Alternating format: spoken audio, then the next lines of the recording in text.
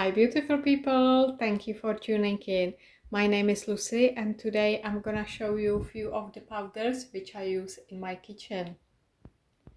Most of the stuff is from this year. I've got some leftover mushrooms from last year. This is just to give you idea what you can gather when it is in the season and you can use it later on. It is really versatile. You can use it in your soups, in your rice dishes or with potatoes, when you make some spread into fritters. You can use it in dressings or salad. It is really versatile and you can create some magics in your kitchen. Number one, it is calendula. If you've got a calendula in your garden, feel free to get the petals and it gives a wonderful color to your salad or rice dishes. Number two, stinging nettle leaves. They are packed with vitamins. It is really strong herb, so get them when they are young in the spring. Number three, magnolia flower petals. It's really nice, spicy flavor, sort of like gingery. So if you've got magnolia in your garden or your neighbors, definitely dry some petals. It is really good in baking if you do muffins or something like that. Really useful to have. Number four, wild garlic. Who wouldn't know wild garlic? You know, the season it's quite long, but sometimes you might be just busy and stuff like that. So you might gather some leaf and dry them for later use.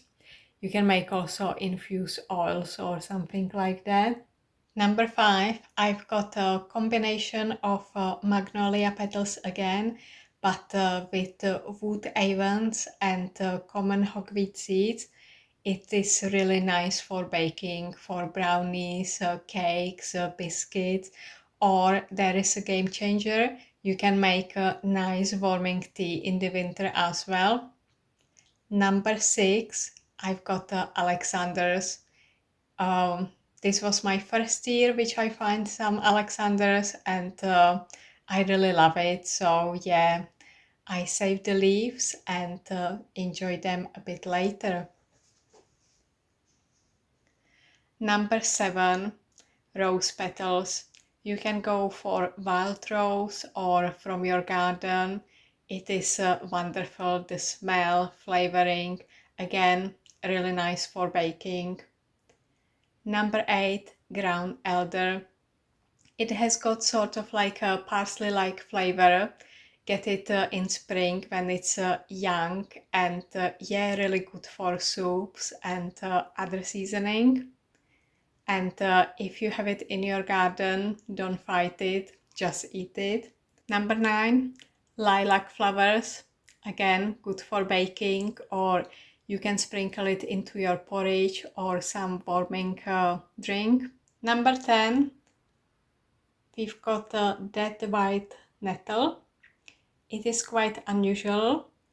It is really strong in flavor, so maybe think of stuffing or something like that.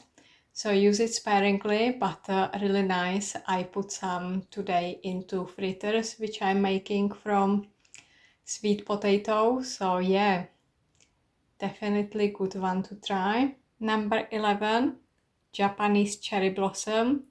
I will try it maybe with rice or porridge or also baking. So my first year when I am trying this one. Number 12, cow parsley. As you know, in spring it's plenty around. Please be very careful, this one from the carrot family, because it has got a deadly look-alike, so you need to know what you are really doing. So I combine cow parsley leaves with vegetable peels. So this one is already in a mix, and yeah, again, great for like soup and other things. Number 13, not a powder, but it's really worth mentioning, nettle seeds. They are packed with vitamins. It's really good to have it in your cupboard. You can add it to smoothies, to porridge, to your salad, anything. In winter, you can add it to honey for extra immune system booster, and so on. Number 14. Let's move on to some mushrooms. So number 14, jelly ears. They are really nice and versatile, and yeah, you can add them to stir fries, rice, any soup, sauces, miso soup and stuff like that. Number 15, horn of plenty. Another wonderful mushroom. It is really strong in flavor, so you can use it sparingly, and I can tell you the smell, it's just phenomenal. It's really nice when you open the jars and you can just feel and smell Mother Nature.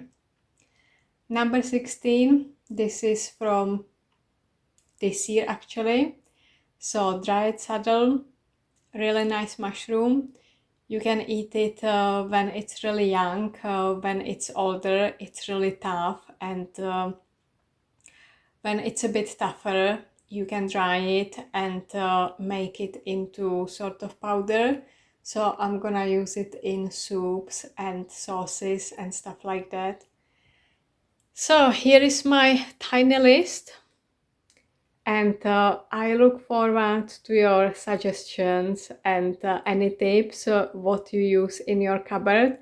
But I think it's really great to learn foraging, and imagine you can tickle your taste buds and really explore new flavors. I think life shouldn't be really dull, and you can make it a bit brighter with these wonderful powders from your kitchen cupboard.